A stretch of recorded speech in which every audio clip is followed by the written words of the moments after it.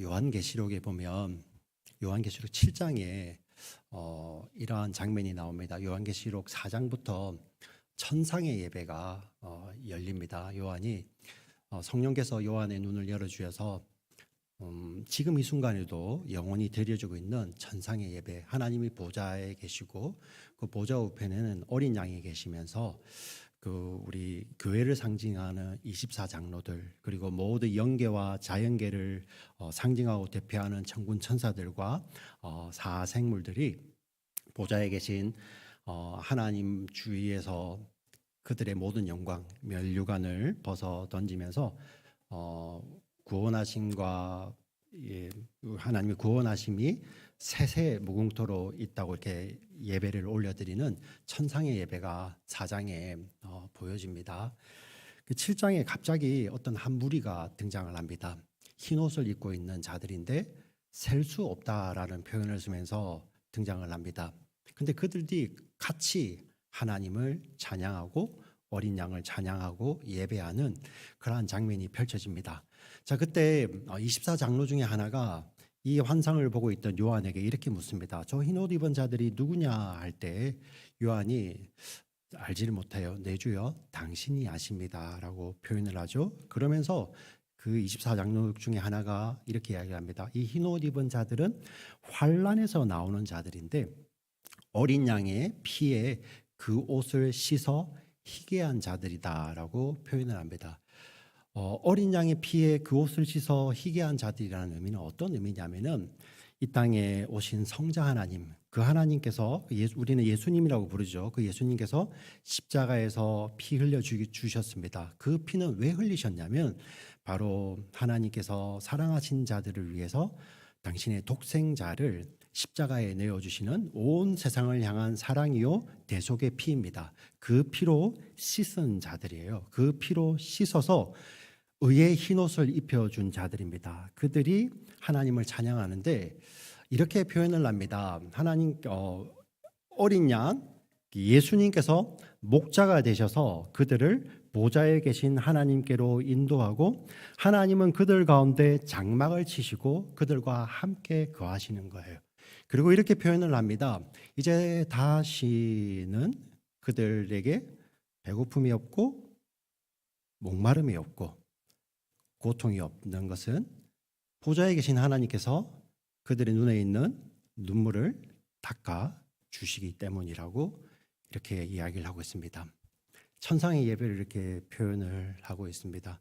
그 흰옷 입은 자들이 어떤 자들이냐면 바로 이 자리에 계시는 우리 예수를 믿는 우리 믿는 자들이죠. 그리고 예수를 함께 믿다가 우리보다 먼저 하나님의 부르심을 받아 지금도 그 보좌 우편에 앉으신 어린 양의 품 안에서 함께하는 자들, 믿음의 우리 선배들이죠. 그동안 우리 김정수 집사님 여러 가지로 교회에 나오고 싶었지만 여러 가지 몸의 아픔 때문에 유튜브로 주로 이제 마지막 예배를 많이 들으셨어요. 우리 지난 8일, 9일, 10일 말씀 성회 때는 마지막으로 교회에 오셨죠. 몸의 약함 때문에 유튜브로 예배를 드렸지만 지금 하나님 보좌를 중심으로 세세 부르는 노래를 부르는 의의 흰 옷을 입고 예배하는 자 가운데 계시고요. 오늘 이 예배가 더 이상 그 육신의 약함 때문에 있는 아픔, 육신의 아픔, 그 고통 없이 더 이상 이제 유튜브로 예배를 드리지 않아도 되고 이제 보좌 우편에 계신 어린 양과 함께 그리고 그곳에서는 시간이 없어요. 시간이 늘 현재형입니다. 우리 피조 세계에만 우리가 존재하는 데 시간이 있지만 그곳에서는 늘 현재형으로 밤낮 장막을 치신 그 하나님과 함께 우리의 예배와 함께 하죠. 너무나도 슬픈 금요일이었지만 그러나 우리 요한계시록 하나님의 말씀을 보면 잠시 우리와 그 사이에는 강이 있지만 그 강을 우리가 모두가 건널 거예요. 그때 우리는 목자 되신 예수님의 손을 잡고 건너게 될 텐데 우리 집사님 지금 이 자리에서 우리와 함께 우리는 여기에서 그리고 유튜브로 또 유가족들 또 여러분들이 유튜브로 예배를 드리지만 천상에서 우리 함께 예배를 드리는 그러한 놀라운 첫 시간인 줄 믿습니다. 네, 하나님께서 제가 어제 내내 말씀을 묵상하는데 하나님께서 이 마음을 주셨는데요. 너무 신기한 게 오늘 일부 예배 때 기도하시는 대표 기도하시는 집사님이 제가 이야기했던 그 요한계시록의 천상의 예배를 대표 기도자가 그런 본문을 잘 안 읽거든요. 그거를 읽으시더라고요. 저는 하나님 저는 응답이라고 생각했습니다.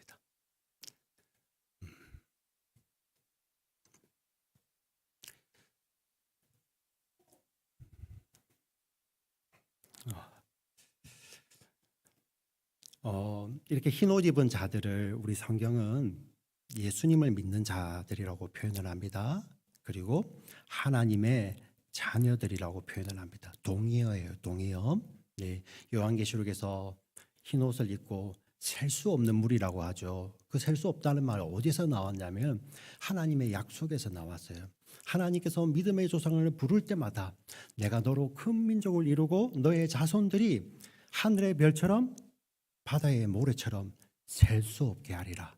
여러분, 과학이 아무리 발전해도 별들의 개수를 다 셀 수 있습니까? 셀 수 있나요? 네. 바다의 모래를 다 셀 수 있나요? 한번 새로 가볼까요? 네. 셀 수 없죠. 네. 이 셀 수 없다는 것은 바로 하나님께서 약속하신 구원받은 하나님의 백성들, 그 백성들을 나타내는 숫자들이죠. 그 가운데 지금 이 자리에 계신 분들, 그리고 믿음으로 예배드리시는 분들, 유튜브든 아니면 천상에서 지금도 하나님 보좌 우편에서 예배드리는 그 모두가 다 들어가는 것입니다. 하나님 예배를 받으십니다. 할렐루야. 아멘. 우리 믿음 가지고 또 예배를 드리기를 원합니다. 이렇게 하나님의 구원을 받은 자, 하나님의 자녀들, 예수를 믿는 자라고 표현하는데 오늘 우리가 읽었던 로마서 본문에는 하나님을 사랑하는 자라고 이야기를 하고 있습니다. 동의어예요, 동의어. 하나님을 사랑하는 자. 먼저 우리를 사랑하셔서 창조하시고 구원하신 하나님을 사랑하는 자. 우리를 사랑하셔서 창조하시고 이 땅에 오셔서 자기의 생명을 십자가에 내어주심으로 죽으시고 부활하심으로 우리에게 부활 생명을 주시는 그 성자 하나님 예수님을 사랑하는 자. 우리를 사랑하셔서 이 세상을 창조하시고 지금도 우리 안에 오셔서 우리의 영혼 가운데 오셔서 영원히 떠나지 아니하시고 우리의 영혼을 예수 그리스도 어린 양의 보혈의 피로 인치시고 우리와 영혼을 함께 하시는 성령 하나님을 사랑하는 자. 이 자들을 우리가 하나님을 사랑한다고 이야기를 합니다. 그 하나님을 너무나도 사랑하기 때문에 세상과 보타여서 하나님과 세상 사이에서 저울질하지 아니하고 하나님을 사랑한다고 표현을 하죠. 그래서 우리는 하나님을 사랑하는 자로서 이 찬양을 부를 수 있습니다. 여러분 마음으로 동의되시면 같이 부르셔도 되겠습니다. 주 예수보다 더 귀한 것은 없네. 이 세상 행복과 바꿀 수 없네. 영죽을 내 대신 돌아가신 그 놀라운 사랑 뺏지 못해. 세상 즐거움 다 버리고 세상 자랑 다 버렸네. 주 예수보다 더 귀한 것은 없네. 예수 밖에는 없네.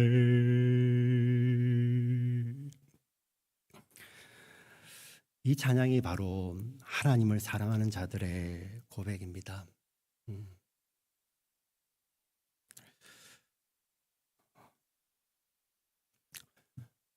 금요일 오전에 마지막 시간을 함께 하는데 정말 느낄 수가 있었던 것이 하나님의 사랑을 많이 받으셨고 하나님을 많이 사랑하셨던 우리 집사님이셨어요. 또 가족들의 사랑을 많이 받고 가족들의 또 사랑을 많이 주는 우리 집사님이셨죠. 또 이웃을 향해서도 이렇게 이야기할 수 있는 시간이 있었는데 제게도 두 말씀을 하셨는데 하나는 저에게 개인적인 이야기였고 마지막 하나는 이 말씀을 하시더라고요. 목사님, 교회 잘 부탁합니다. 네. 좀 목사에게만 이 이야기를 했을까요? 저가 대표로 서 있었죠. 우리 교회를 대표해서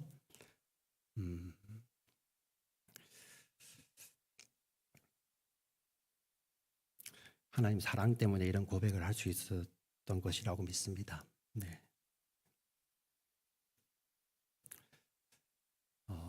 그래서 참 소망하기는 마지막 우리가 하나님 만날 때 그때 하나님 사랑합니다라고 고백하고 그리고 하나님 사랑 너무 감사했습니다 고백할 수 있는 우리가 우리 주변을 보고 우리 가족들을 보고 친지들 보고 교회를 볼 때 사랑합니다 그리고 주신 사랑 감사합니다라고 이렇게 고백할 수 있는 우리가 되기를 저희가 기도하겠습니다.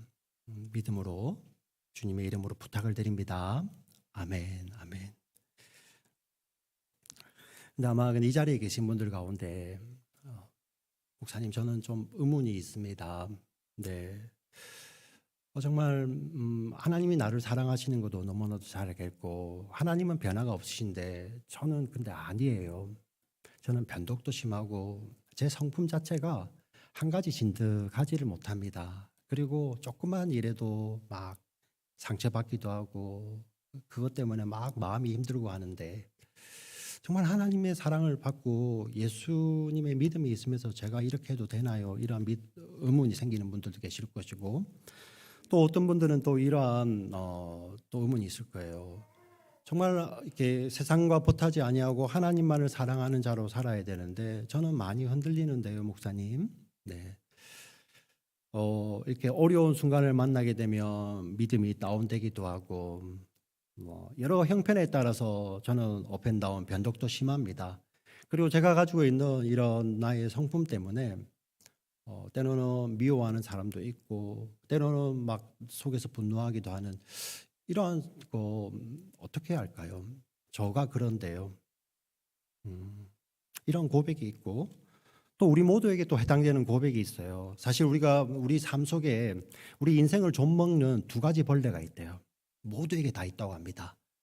하나는 후회, 또 하나는 염려라는 벌레입니다. 후회는 우리의 과거의 기생이에요. 과거. 우리 과거를 먹이 삼아서 우리의 삶을 갉아먹어요. 후회라는 벌레는 우리의 과거 가운데 기생하며 우리의 삶을 갉아먹죠. 염려라는 벌레는 우리의 미래에 기생을 하면서 우리의 삶을 갉아먹습니다. 다가오지도 않았는데 아직 다가오지도 않았는데 그 염려 때문에 염려라는 벌레가 내 삶을 갉아먹죠. 근데 이 두 가지 벌레가 결합될 때가 있어요. 그때는 정말 강력해집니다. 언제입니까? 미래에 대한 염려가 있는데 그 염려라는 벌레가 과거를 갉아먹는 후회라는 벌레와 함께 결합을 해요. 예. 이 염려가 과거까지 와서 내가 그때 그랬어야 되는데 하는 그런 후회하고 결합을 해서 이것은 정말 괴물처럼 되어서 내 인생을 갉아먹기 시작을 하죠. 예. 우리 인생만 갉아먹는 것이 아니라 우리 믿음의 여정마저도 흔들어 버릴 때가 있습니다. 네. 예외가 없죠. 그럼 저는 도대체 어떻게 되는 겁니까? 목사님, 저도 그 마지막 자리에 정말 사람들 이렇게 인사하면서 하나님을 사랑한다고 고백하고 싶은데 제 마음에 그런 마음이 안 들면 어떻게 해요? 여러분 그런 생각 안 해보셨습니까?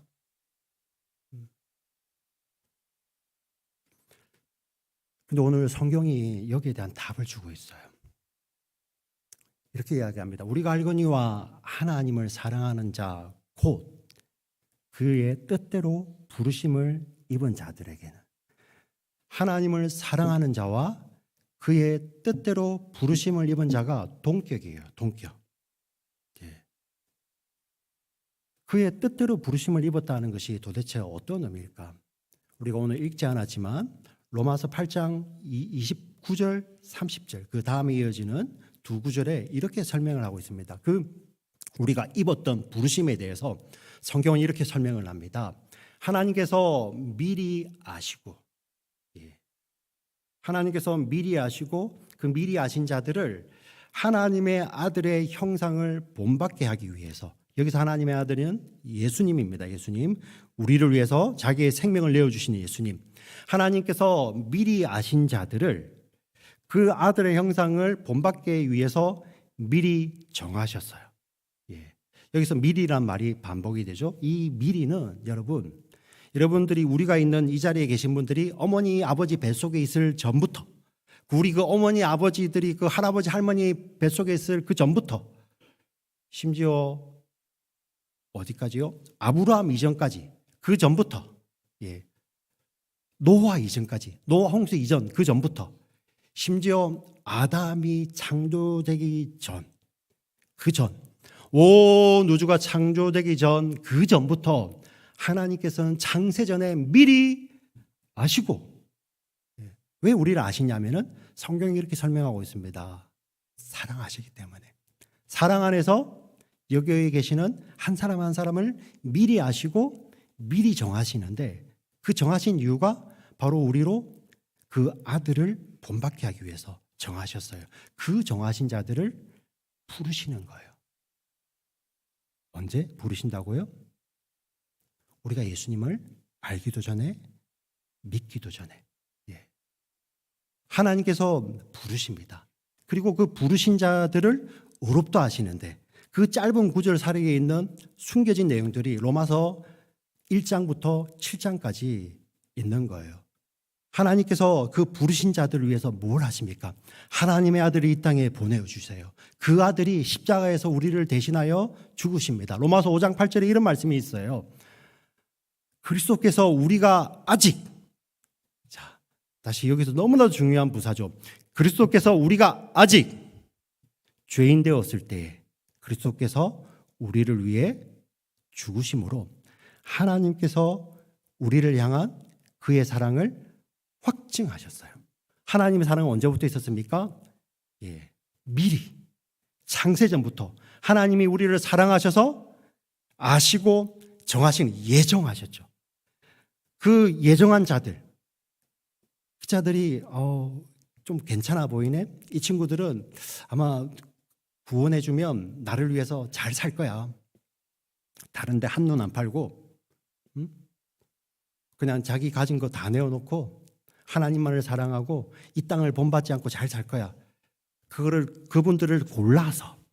아니에요. No, XX. 언제? 우리가 아직 뭐 했을 때? 죄인이었을 때, 죄인 되었을 때, 하나님을 알지도 모르고 심지어는 자기가 죄인인지도 모르는. 여러분, 우리 교회 와서 너무 신기한 게 그거죠. 예전에 우리가 예수님을 잘 알기 전에는 내가 무슨 죄인이야, 나는 나쁜 짓을 안 했는데, 설령 조금 나쁜 짓을 해도 나보다 나쁜 짓 하는 사람들이 얼마나 많아요. 그리고 안 들키면 나는 죄인이 아니잖아요. 죄의 개념이 그랬어요. 근데 우리가 예수님을 알고 나니까, 그 예수님이 나를 위해서 십자가에 죽으신 그 예수님을 알고 나니까 죄라는 것이 그것이 아니라 하나님과의 분리이고 내 마음 가운데 나 중심성을 가지고 있는 것이, 그것이 죄라는 것을 깨닫게 되잖아요. 그런데 그 죄인인 것을 깨닫기도 전에요, 우리가 아직 여전히 죄인일 때 그리스도께서 우리를 위해 대신 죽으심으로 하나님이 우리에 대한 자기의 사랑을 확증하셨어요. 그 자들 부르시는 거예요. 그리고 부르실 때 성령이 우리에게 오시며 우리에게 믿음을 불어넣어 주세요. 그래서 제가 제 발로 교회에 나와서 말씀 들으면서 깨닫고 제가 예수님을 믿어요라고 고백한 것 같지만, 우리의 믿음이 능동적으로 발휘될 때 그때 어떤 일이 있었습니까? 이미 미리 아시고 정하시고 택하시고 부르시고 십자가에 죽으셔서 성령을 보내주신 그 하나님의 믿음이 우리 가운데 물밀듯이 밀려오면서 우리는 그 믿음을 고백하는 거예요. 할렐루야. 네. 이 믿음은 우리가 발휘하는 믿음은 굉장히 보잘것없어 보이죠. 예. 근데 실망하지 마세요. 우리의 믿음은 보잘것없지만 하나님께서 우리를 지키시는 우리의 믿음은 우리를 능히 구원하는 거예요. 예. 그리고 그 믿음으로 견디게 하시고 우리로 영화롭다고 하시는 거예요. 그 자들이 의의 흰옷을 입고 세세토록 하나님께 찬양을 부르고 있죠. 우리가 사랑하는 집사님이 지금도 우리와 함께 보좌 우편에 계신 어린 양을 향하여서 예배를 드리고 있는 거예요. 이거를 잘 설명하는 게 요한계시록에도 등장을 합니다. 아까 제가 흰옷 입은 무리라고 했잖아요. 그죠? 그 흰옷 입은 무리가 요한계시록 14장에 가면 이렇게 나옵니다. 어린 양이 어디로 가든지 따라가는 자들이라고 해요.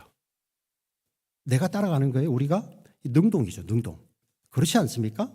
나의 믿음을 발휘하는 것 같아요. 어린 양이 어디로 가든지 따라가는 자라고 이야기를 하는데 그 앞서서 7장에는 이렇게 표현합니다. 주께서 그들의 목자가 되셔서 그들을 보좌에 계신 하나님께로 인도해 가시는 자들이에요. 똑같이 흰옷 입은 자들, 같은 자들입니다. 같은 정체성인데 14장에서는 그 어린 양을 따라가는 능동을 발휘를 하고 있습니다. 그런데 그에 앞서 7장에는 주께서 우리 예수님이죠. 어린 양입니다. 어린 양이 그들의 목자가 되셔서 그들을 인도해 가는 거예요.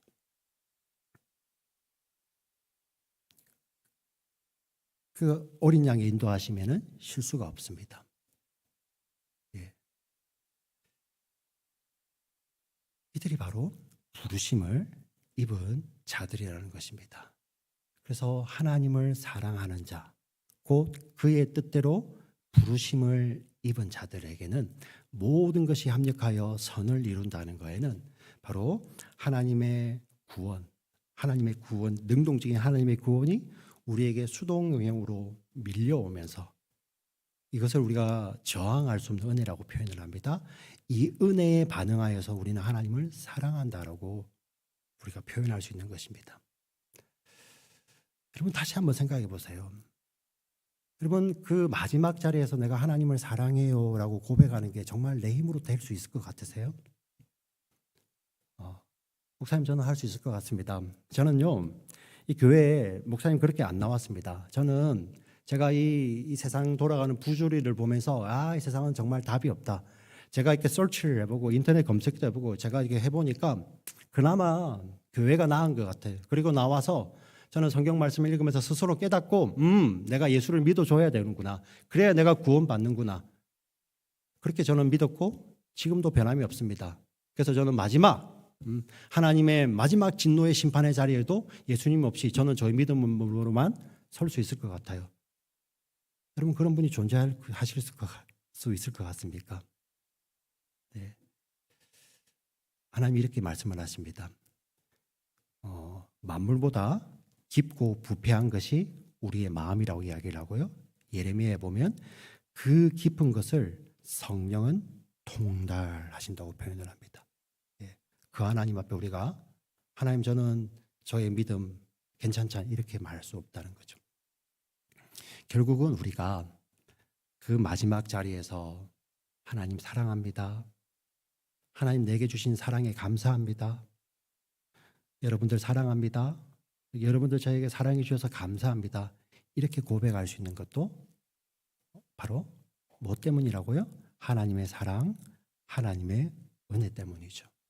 오늘 권사님 그렇게 기도하셨는데 마지막 호흡을 하실 때 내가 누려왔던 모든 것들이 내가 걸어왔던 내가 누려왔던 모든 것들이 내가 지내왔던 모든 시간이 내가 걸어왔던 모든 순간이 당연한 것 아니라 은혜여서 이렇게 고백하는 찬양을 마지막으로 우리가 같이 들을 수 있었습니다. 할렐루야, 할렐루야. 우리가 이렇게 하나님을 사랑한다는 것은 이 사랑의 정체입니다. 하나님 우리를 먼저 사랑하시고 우리가 아직 죄인 되었을 때 그리스도께서 우리를 위해 죽으심으로 우리를 향한 당신의 사랑을 확증하신 그 하나님의 사랑 때문에 우리는 하나님을 사랑한다고 고백할 수 있죠. 그리고 오늘 본문에 나온 것처럼 그것이 또 하나님의 뜻이에요. 하나님의 뜻이 무엇입니까? 네, 하나님의 뜻이 우리를 그 아들의 형상으로 아들과 같은 자로 우리를 빚으시기 위해서 하나님 우리를 놓지 않으신다는 거예요. 절대 후회하지 아니하시고 하나님 반드시 이끌어 가시는데요. 심지어 그 하나님의 사랑이 얼마나 큰지 로마서 8장 맨 마지막에는 이렇게 고백합니다. 확신입니다. 이것이 하나님의 뜻입니다. 내가 이 하나님의 뜻이 내가 확신하노니 하나님의 뜻은 바로 이거야 하고 사도 바울이 외칩니다. 무엇입니까? 내가 확신하노니 사망이나 생명이나 천사들이나 권세자들이나 현재일이나 장래일이나 높음이나 깊음이나 그 어떤 피조물이라도 우리를 우리 주 그리스도 예수 안에 있는 하나님의 사랑에서 끊을 수 없느니라. 아멘. 아멘. 바로 우리 인생 가운데서 사람들은 야 죽으면 다 끝이야. 예, 그게 우리 인생 아닙니까? 근데 그러한 죽음, 그러한 사망, 그 삶과 죽음마저도 우리를 하나님의 사랑에서 끊을 자가 없고 천상의 존재들, 천사들이나 영적인 권세자들도 우리를 하나님의 사랑에서 끊을 수가 없어요. 현재일, 장래일, 제가 조금 전에 말씀드렸던 우리의 과거를 접목던 그런 후회라는 거. 예. 우리 앞에 펼쳐지는 막연한 미래에 대한 두려움을 먹고 사는 그 염려. 그것들도 현재일이나 장래일도 우리를 그리스도 예수 안에 있는 하나님의 사랑에서 끊을 수가 없어요. 세상의 어떤 피조물, 심지어 어떤 사고도 우리 몸이 아플 수도 있어요. 예수 잘 믿어도요. 암에 걸릴 수도 있고요. 다른 병에 걸릴 수도 있어요. 네. 전쟁 가운데 휩싸여서 이 세상 떠날 수도 있고요. 불의의 사고를 당하고 교통사고도 당할 수 있고요. 배의 사고, 강의 사고, 배의 사고, 화재의 사고. 물론 우리 가운데 안 일어나기를 우리가 기도하지만 하나님을 사랑하기도 당할 수 있어요. 근데 그 어떤 일들도 어떤 피조물도 우리를 그리스도 예수 안에 있는 하나님의 사랑에서 끊을 수가 없는 거예요. 네. 이 자들만이 우리가 마지막에 하나님 사랑합니다 라고 고백하는 것입니다. 이 선물이 어떻게 왔을까요? 여러분 안에 계시는 성령님이 여러분에게 예수 그리스도 십자가를 가지고 찾아오셔서 인치시고 그 십자가가 믿어지는 거예요. 놀랍지 않습니까? 네. 이 하나님을 사랑하는 자, 곧 그의 뜻대로 부르심을 입은 자들은 모든 것이 합력하여 선을 이룬다고 이야기를 합니다.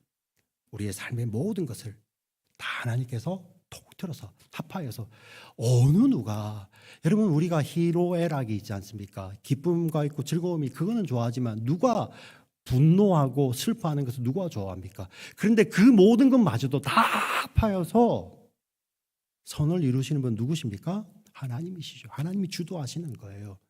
인생에 생사화복 있지 않습니까? 어느 누가 그 생사 앞에 자유합니까? 화복 앞에 자유합니까? 근데 그 모든 것을 통틀어서 선을 이루심. 이 선이라는 것은 아름다운 거예요. 네. 하나님의 뜻이 이루어지는 아름다운 것입니다. 누가 이룰 수 있습니까? 바로 하나님이 이루신다는 거예요. 하나님이 우리의 인생을, 하나님을 사랑하는 자들의 인생을 주도해 나가시기 때문입니다. 오늘 이 자리에 계신 모두에게 오늘 이 로마서 8장 28절 그리고 이 유튜브로 예배를 드리는 우리 유가족들에게도 로마서 8장 28절 하나님이 주시는 메시지를 그대로 드립니다.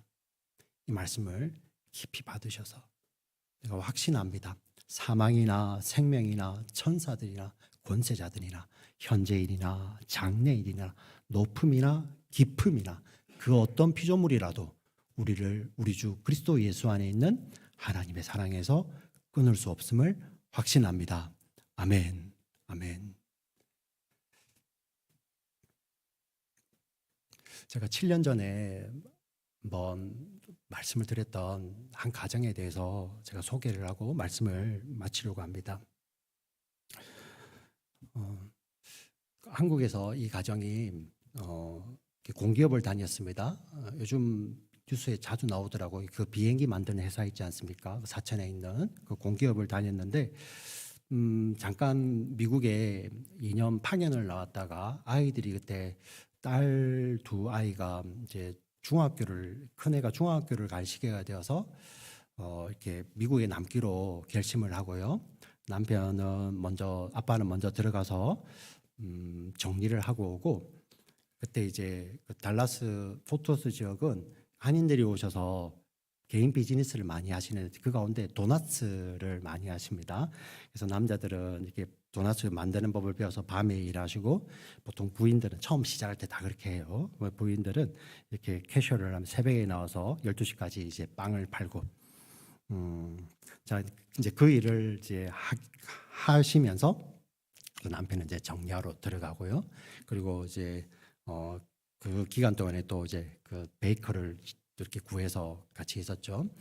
그 남편분 같은 경우는 이렇게 신앙이 원래 없었어요. 근데 교회 이제 나오셔서 그냥 이민의 삶을 살다 보면 그냥 교회 나오잖아요, 그죠? 뭐 건성으로 나오시기도 하고, 예, 오셔서 계속 조시다가 가시고 그러셨어요. 근데 이제 도넛 비즈니스가 좀 잘 되었습니다. 그래서 참 이렇게 용기 있게 남아준 또 아이들을 위해서 그 포토스 지역에 유명한 사립학교가 있습니다. 그 사립학교를 그 아이들을 보냈습니다. 예, 중학교, 고등학교, 중학교 3년, 고등학교 4년이죠. 그 7년을 그 사립학교를 큰애를 보냈습니다. 지금 이맘때 일입니다. 연말에 그 큰아이가 이렇게 원하던 학교에 올리가 됐어요. 올리가. 여러분 올리가 어떤 건지 아시잖아요, 그죠? 이제 12월 한 중순 되면 다 정해주고, 이 아이는 너무 기쁜 거예요. 예, 원하는 학교도 됐죠. 좋은 학교도 졸업을 하고 좋은 친구들하고 이렇게. 그리고 이제 방학이 되니까 너무 이제 기쁜 것만 생각나고, 연말도 오죠. 친구들하고 놀 생각하니까 너무 기쁜 거야. 네. 그리고 방학이 되는데 학교에서 전화가 왔습니다. 부모님하고 같이 학교를 나오라는 겁니다. 자, 그리고 부모님하고 그 딸이 학교를 갔습니다. 너는 오늘부로 퇴학이야. 아니, 이게 무슨 말입니까? 이런 일이 있었습니다. 방학하는 날이죠. 그 교실에서 지갑을 주운 거예요. 그런데 친구 거야. 가까운 친구는 아닌데 같이 수업을 듣는. 이거 누구 건데? 그래서 이제 그 아이가 이걸 지갑을 찾아주려고 가지고 있었어요. 이제 그 뒤에 수업에 만나면 되니까. 근데 하필이면 그 아이가 그 수업이 없는 겁니다. 아마 일찍 이제 마지막 방학하니까 일찍 갈 수도 있잖아요, 그죠? 그래서 그 친구를 못 만나고 있다가 어떡하지? 친구 오면 줘야 되는데 어떡하지 하다가 그냥 사물함에다 두고 집에 옵니다. 그래서 친구에게 내가 맡아뒀으니까 그 전화를 해야 되죠, 그죠? 연락을 해야 되는데 요즘 여러분 아이들 방학식 할 때 그 들뜬 분위기 한번 생각해보세요. 까마득히 잊어버리는 거예요. 집에 가버립니다. 집에 가고 방학 때 잊어버립니다. 근데 그 지갑을 잃어버린 아이가 학교에 전화를 한 겁니다. 자기가 지갑을 잃어버렸다고. 그냥 흘렸다고 하면 될 텐데 잃어버렸다고 이야기를 했습니다. 근데 여기는 명문사립고였습니다. 근데 그 전에 약간 도난 사고가 있었어요. 몇 달 전이든 아니면 그 몇 년 전이든. 그러면서 이 도난에 대해서는 zero tolerance policy예요. 예, 가차가 없는 거죠.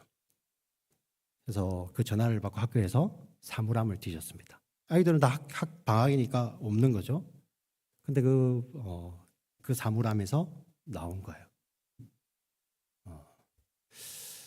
하루아침에 이거는 친구 건데 내가 줘야지.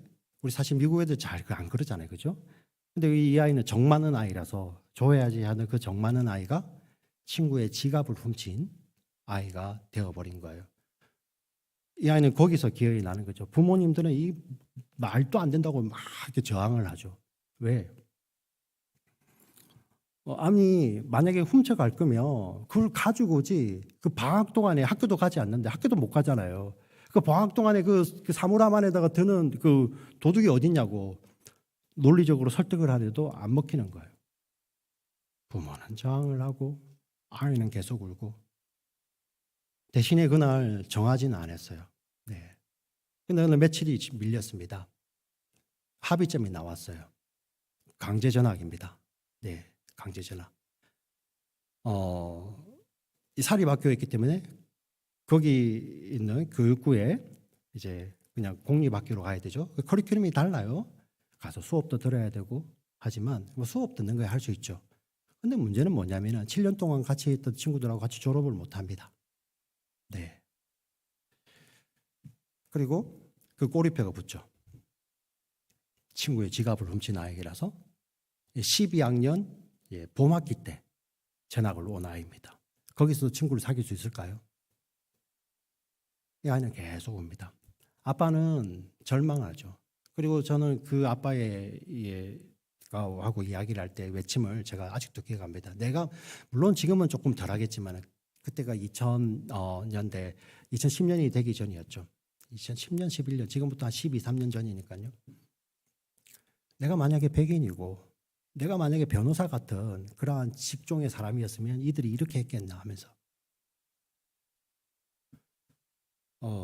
정말 아이를 위해서 한국에 다니던 기업도 정리하고 아이를 위해 남았는데 아이가 그 길로 접어들게 된 거예요. 여러분 이 가정이 어떻게 됐을까요? 그때 웬일입니까? 이 아이가 믿음 안에서 여물어져요. 너무 신기했어요. 믿음 안에서 자기를 돌아보고 믿음 안에서 자기를 사랑한 예수님을 다시 만나게 되고 내가 덤벙댔었지. 이 아이가 이렇게 말하기가 쉽습니까? 믿음 안에서 여물어지는 거예요. 그리고 더 놀라운 거는 그 아빠가 우리가 그 아이 그때 있는 아이들을 위해서 교회에서 셀레브레이션 해줘서 졸업 셀레브레이션을 그때 간증을 했어요. 나는 예전에 내가 힘이 없어서 내 아이를 지키지 못한다고 세상을 원망했습니다. 그러나 이제는 더 이상 힘없는 아빠가 아니라 비록 힘은 없지만 이 아이의 진짜 아버지가 되시는 하나님께 기도하는 아버지가 되겠습니다. 이렇게 이야기를 하고 고백을 하는 거예요.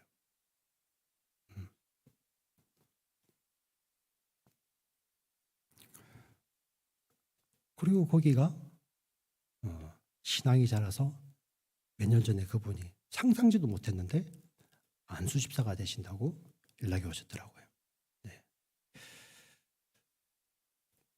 하나님께서 안수집사가 되는 게 중요한 것이 아니라 하나님께서 그 사랑하는 자들 어떻게 보면은 정말 미국에 남았던 그 모든 것들이 하루아침에 무너지는 것 같은 그러한 상황 가운데서도 하나님 어떻게 하셨습니까? 그들의 믿음을 지켜주시는 거예요. 네. 그리고 그 가운데서 믿음 가운데서 아빠와 우리 딸이 동시에 하나님을 사랑한다라고 고백하게 되는 것입니다. 사랑하는 우리 믿음의 지체들도 마찬가지입니다. 우리 믿음의 여정을 걸어갈 때 우리에게도 이런 일이 없어야 되겠지만 있을 수도 있지 않습니까? 네. 근데 무엇입니까? 하나님의 약속입니다. 하나님을 사랑하는 자, 그의 뜻대로 부르심을 입은 자들은 하나님께서 주도하셔서 그 모든 삶의 모든 모양들을 합력하여 선을 이루시는 분이십니다. 네. 그것을 믿는 자들, 그 믿음으로 사는 자들이 주님 다시 오실 때, 아니 그 전에 우리가 설령 다른 시간에 주님 내 시간표에 부르심을 받는다 할지라도 그 자리에서 사랑합니다. 그리고 사랑해 주셔서 감사합니다라는 이 믿음의 고백을 남기고 이 땅을 떠날 수 있는 우리 금요일날 먼저 떠나셨던 집사님처럼요. 같이 이렇게 믿음의 여정을 걸어가시는 우리 모두가 되시기를 주님의 이름으로 부탁을 드리고 축원드립니다. 아멘. 살아계신 하나님 아버지 감사합니다.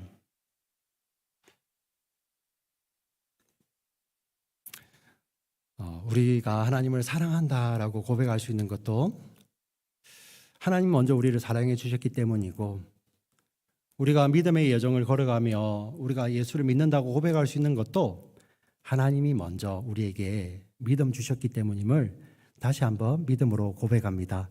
하나님, 오늘 우리 사랑하는 우리 성도님들 그 믿음의 고백 위에 하나님들 함께하여 주시옵소서. 특별히 사랑하는 남편, 아빠 그리고 아들을 먼저 하나님 품에 보내어드린 우리 남겨진 가족들 가운데도 정말 하나님께서 그 믿음을 지켜주시고 하나님만이 주실 수 있는 그 사랑으로 하나님 늘 함께 하셔서 우리가 다음에 다시 만나는 그날 하나님의 사랑을 마음껏 영원히 노래하는 그날까지 우리의 믿음이 지켜지고 우리 삶 속에서 하나님을 향한 사랑의 고백이 끊임없이 하나님 지켜줄 수 있도록 하나님 인도하시고 주장하여 주시옵소서. 살아계신 우리 구주 예수 그리스도의 이름으로 간절히